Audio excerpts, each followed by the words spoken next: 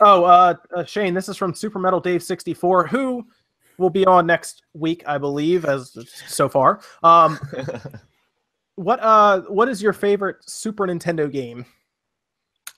Favorite Super Nintendo game would either be Super Mario Kart or Star Fox. Star Fox, I like playing Star Fox specifically on a Super Nintendo. It always seems to work best on that. And for me, it's the idea of the technology that went behind making that game that I find so fascinating and awesome. And I love the history of that game.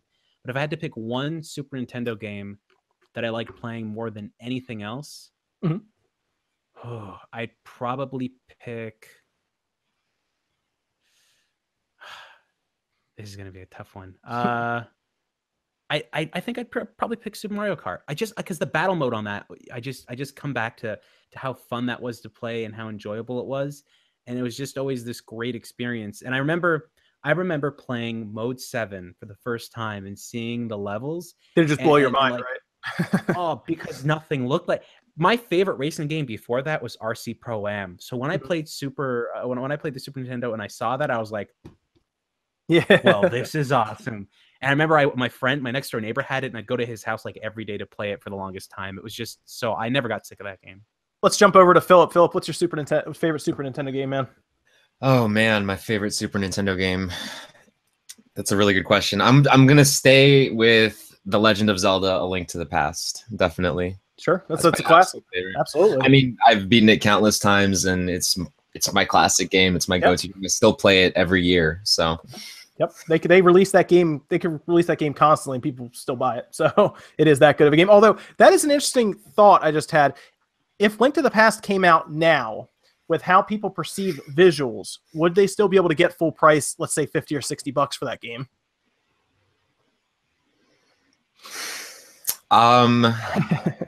Probably not. Yeah, see, isn't that interesting how things have changed now to where we perceive value as visuals and vastness of open worlds, whereas a game like Link to the Past, maybe you've played 300 to 400 hours for, but the mainstream might not assume that that's worth that kind of money when technically it probably is. Yeah, exactly. It would probably piss a lot of people off, unfortunately. But I mean, honestly, I would pay $60 for like a full version of that game on my Switch. There's plenty of Super Nintendo games I would pay $60 for, just because you should look at games with how much time you spend playing them as opposed to how much money you spent for them. You can almost break it down into like how much are you paying an hour to play a game, whereas something like The Order, I spent about $20 an hour to play, on the PS4, and then here's Link to the Past, where maybe you're paying like 3 cents an hour, or something crazy, because you've been playing it since you were a kid. So right, exactly. It's interesting to think that way. Evan, what would be your favorite Super Nintendo game? I mean, when thinking about it, it's not so much, I guess, the overall game, but like what I guess it represented at that time. Because I'm trying to think. Really, I think it just came down to Chrono Trigger, just because it was a little different from what I was experiencing as RPGs at that point. And it was kind of that hopeful forward look to what might happen, I guess, in the future for like something else throwing a curveball at me, which after we started the store, I found out was happening overseas and we weren't getting it. And I was kind of mad about that. Which game was that? Chrono Trigger. Oh, okay. Yeah, Chrono Trigger. Yep. Chrono Trigger's good. I was almost positive you were going to say Tales of Fantasia. Well, that's the thing. That's the new ones. They were fun to play and they're great. And Tales of Fantasia, Gundam Wing Endless. Endless Duel. I built that game just so we could play it. So good. It was so fun to play. Shane might not know that. I was a repro builder for a little while.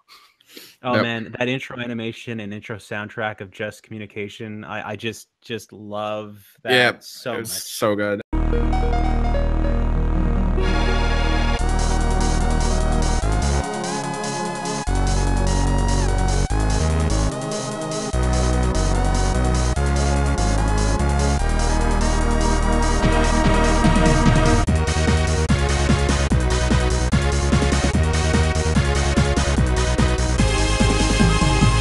And then getting your ass handed to you by the worst AI ever on Epion.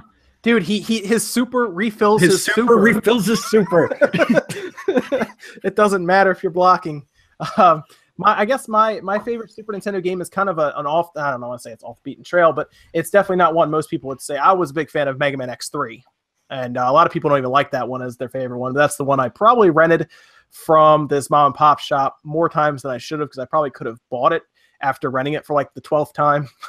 But it was that was one of my favorite ones. And now I look back on it, I probably should have, because it's worth like what, $220 or something crazy now, which I'll still never understand retro inflation as opposed to how it is now. But that was probably my favorite one. That, and of course Mario World, because that's what I had for the longest time as a kid with no money.